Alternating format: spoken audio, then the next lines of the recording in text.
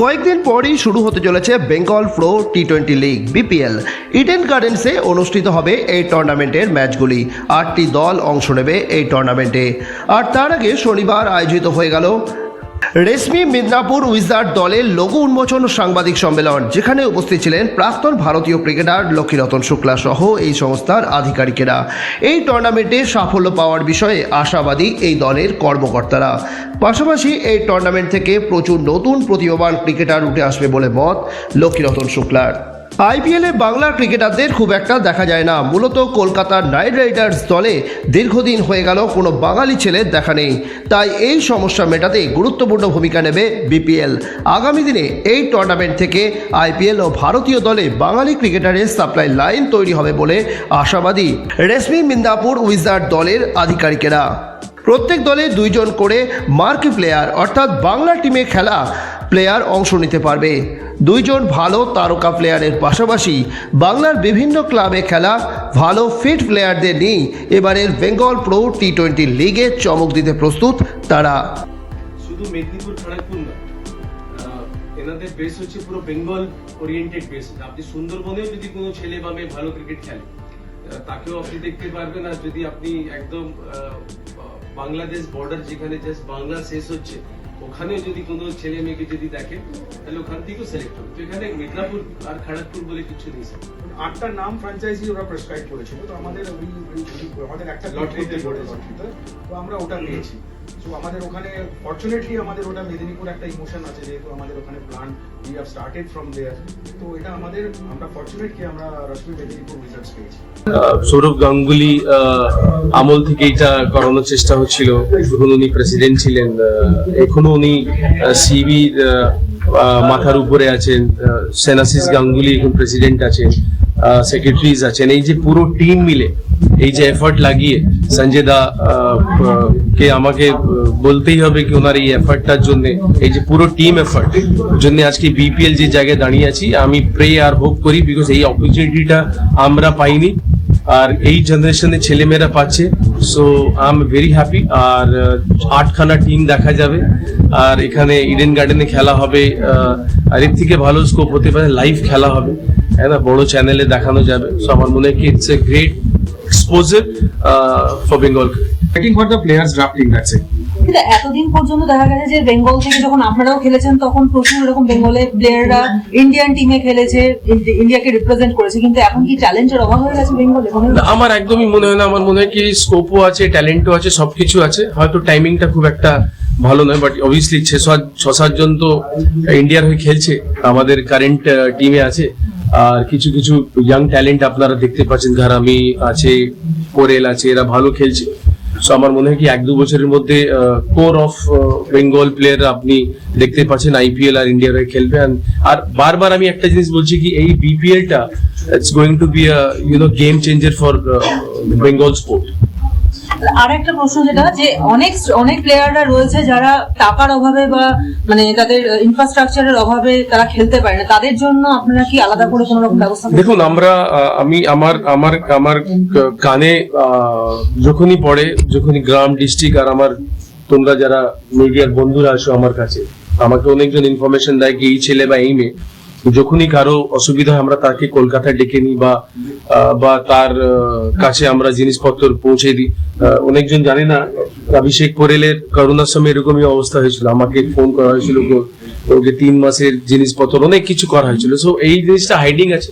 আর রেশমি, আমরা বললাম রেশমি group of team সবসময় এরকম গ্রাসরুটে গিয়ে, আমি যেটা বলছিলাম গ্রাসরুটে গিয়ে তারা সবসময় হেল্প করেন, যেটা বললো পাটওয়ারি অ্যান্ড জিরা সবাইকে এইভাবে সাপোর্ট করে। না, আমি আশা করি এই টিমে যারা যারা যুক্ত হবে, হ্যাঁ না, এই team it's a love team, এখান থেকে অনেক ভালোবাসা পাওয়া যাবে। আমার ইনপুটস তো সবসময় থাকে কি আমি সবসময় চাই কি বেঙ্গলের ছেলেমেয়েরা যত উন্নতি করবে সব ফিল্ডে, শুধুমাত্র ক্রিকেট না, football, hockey, badminton, table tennis, সবকিছু। আজকে যেটা বলা হচ্ছিল, আজকে গভর্নমেন্ট থেকে যারা যারা ভালো খেলে তাদেরকে পুরস্কৃত করা হয়, হ্যাঁ না, সিএম ম্যাডাম নিজে ওনাদেরকে পুরস্কৃত করে। তো আজকে বেঙ্গল স্পোর্টস যদি আমরা ভালো করে দেখি খুব বেটার জায়গায় যাচ্ছে, বাট হ্যাঁ আরো বেটার জায়গায় যেতে পারে। তার জন্যই আমরা এই বেঙ্গল প্রিমিয়ার লিগকে নিয়ে আমরা we are very much hopeful কি এই টুর্নামেন্টটা বেঙ্গল ক্রিকেটে চেঞ্জ করে দেবে। I had a discussion with লক্ষ্মীদার সঙ্গে আমার তো বিভিন্ন সময় বিভিন্ন ব্যাপারে খেলা বিষয়ে কথা, বিকজ আমি নিজে একজন স্পোর্টস ফ্যানাটিক। আমি চাই বেঙ্গলে স্পোর্টসের জন্য অনেক কিছু করতে, বাট স্কোপটা তো সবসময় থাকে না। তো যখন ডিসকাশন হলো তখন আমি শুনলাম বিপিএল এর ব্যাপারটা, তো কথাবার্তা বললাম, তো আমাকে সিএবি এক্সপ্রেশন অফ ইন্টারেস্ট পাঠালো। আমাদের ডাইরেক্টররা ইমিডিয়েটলি জাম্পড ইনটু ইট, যারা আমাদের প্রমোটার্স আছেন, আর ওনারা বেঙ্গল ডেভেলপমেন্টের জন্য অলওয়েজ এগিয়ে আসেন ওনারা। তো দুনিয়াতে sports is the best platform, যেখান থেকে আমরা ময়দানে সবাই মিলিত হই, ময়দান থেকেই স্প্রেড হয়। তো সেখানে বেঙ্গল ডেভেলপমেন্টের জন্য আজকে আমরা দেখছি আইপিএল এ মাত্র 6টা প্লেয়ার খেলছে বাংলা। আমার মনে হচ্ছে এটা খুব আনফর্চুনেট ব্যাপার। আরো অনেক ট্যালেন্টস আছে বাংলায়। আমরা যেমন সুদীপ ঘরামির কথা বললো, ঋত্বিকের কথা বললো, অনুষ্টুপ আছে, তারপরে অভিমন্যু ঈশ্বরন আছে, এতগুলো যে player. Akashdeep underrated player. Akashdeep test ম্যাচে অত দুর্দান্ত একটা ডেবিউ করলো, তারপরে আরসিবি ওকে কোনো কারণে খেলাচ্ছে না। তো আমরা কোনো কারণে মনে হয়েছে কেকেআর এ আমরা অনেক প্লেয়ার তুলে আনতে পারি এই বেঙ্গল প্রিমিয়ার লিগের পরে, যারা স্টেট এবং কান্ট্রি রিপ্রেজেন্ট করবে পরবর্তীকালে। আমাদের ইন্টারেস্টটা হচ্ছে বেঙ্গল ক্রিকেটকে আরো বেটার জায়গায় নিয়ে যাওয়া, যেখানে সিএবি আমাদের একটা স্কোপ দিয়েছে। আমরা ওদের সঙ্গে we have join hands with them, যাতে বেঙ্গল ক্রিকেটারদের আরো বড় লেভেলে নিয়ে এসে আগামী দিনে ডেফিনেটলি আমি বলছি বেঙ্গল প্লেয়ার্সরা আইপিএল রুল করবে। আপনাদের টিম নিয়ে কত এক্সপেকটেশন রয়েছে? এক্সপেকটেশন তো অনেকটাই আছে। যখন আমরা নেমেছি তখন তো জেতার জন্যই নামবো, ওখানে তো কোনো ছাড়াছাড়ি গল্প নেই। মাঠে আমি কাউকে ছাড়ি না, অতএব জেতার জন্যই নামবো। টিমটাও সেই লেভেলে করার একটা চিন্তা ভাবনা আছে। প্লেয়ার ড্রাফটিং না হলে যখন পুল আপ প্লেয়ার্স পাবো, 164 টোটাল প্লেয়ার্স আছে, তো সেই পুল আপ প্লেয়ার্স না পেলে আমি এখনো বলতে পারছি না যে কিরম টিম দাঁড়াবে, কারণ পুরোটাই ড্রাফটিং এ হবে। তো আমার কিছু নিজস্ব চিন্তা ভাবনা আছে, লক্ষ্মীদার গাইডেন্সে আছে, যে এই প্লেয়ার্স গুলোকে আমি নিতে পারি। কারণ দুটো আমি প্লেয়ার নিতে পারবো, মার্কি প্লেয়ার, যারা কারেন্টলি টিমে খেলছে বেঙ্গল রঞ্জি টিমে, যেমন শাহবাজ আছে, আকাশদীপ আছে। আমি জানি না আদৌ কতটা এরা সবাই অ্যাভেলেবেল হবে, অ্যাভেলেবিলিটির উপর ডিপেন্ড করে আমি যাদের নেওয়ার আমি নেবো। বাট আমরা যেটা চিন্তা ভাবনা করেছি, লক্ষ্মীদার সঙ্গে কথা হয়েছে, আমরা 17টা পুল আপ প্লেয়ার যদি নিই, আমি 17টা ফিট প্লেয়ার নেবো, যারা মাঠে 20 রান করে আমার ফিল্ডিং এ বাঁচাবে। এটা হচ্ছে আমার মোটো। আর এখানে 7 বলে 20 রান করলে আমার ম্যাচ জিতে গেলাম, যেটা ধোনি এখনো 40 বছর বয়সে দেখাচ্ছে। জন ট্রাইকস জিম্বাবুয়ের খেলেছিল 42 বছরের লাস্ট ম্যাচ। তো ধোনি তো master class, always legend. Dhoni example set করছে আমাদের, যে বয়সটা কোনো নাম্বার নয়। অতএব আমরা 17টা থেকে 11টা এনে আমার ফিট প্লেয়ার চাই, যে আমার ফিল্ডিং এ 20 রান করে বাঁচিয়ে দেবে। এটা আমার টার্গেট।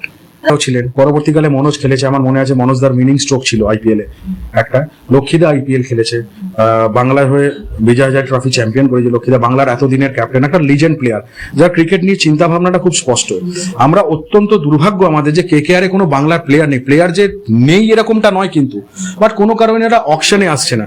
আজকে আপনি ফিল্ড সল্টকে যে লাস্ট কেকেআর নিয়ে এলো, ফিল্ড সল্ট কিন্তু আনসোল্ড ছিল, আমার ক্রিকেট ফান্ডা তাই বলছে।